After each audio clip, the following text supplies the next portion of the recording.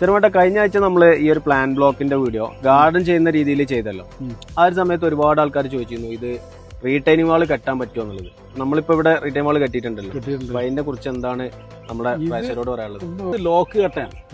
ഈ ലോക്ക് കെട്ട പറഞ്ഞാൽ ഒരു കാരണവശാലും മറ്റുള്ള ഇത് തള്ളിപ്പോരുന്ന വിഷയമില്ല. പിന്നെന്ന് പറഞ്ഞാൽ ഇതിന്റെ ബാക്കിൽ നമ്മൾ നല്ല മണ്ണും കല്ലും ഇട്ട് ഫില്ല് ചെയ്തിട്ടാണ്. അപ്പൊ ഒരു കാരണവശാലും ഇത് മുന്നോട്ട് തള്ളൂല എന്നുള്ളത് 100% ഗ്യാരണ്ടിയാണ്. പിന്നെ നമ്മൾ പറഞ്ഞാല് എന്താ വെച്ചാൽ ഇത്രയും ഹൈറ്റിൽ മണ്ണ് വരുന്നുണ്ട്, 2 അടി 2 കട്ടേന്റെ ഉയരത്തിൽ മണ്ണ് വരുന്നുണ്ട് ഓരോ വരിക്ക് ശേഷം.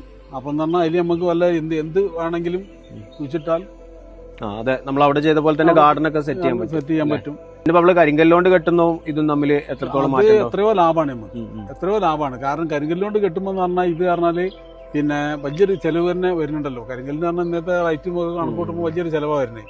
അപ്പൊ അത്ര ചെലവ് വരുന്നില്ല, എന്നാലും അതിലേറെ ഉപയോഗങ്ങൾ ഇതുകൊണ്ട് നടക്കും ചെയ്യും, ഭംഗി കിട്ടുകയും ചെയ്യും.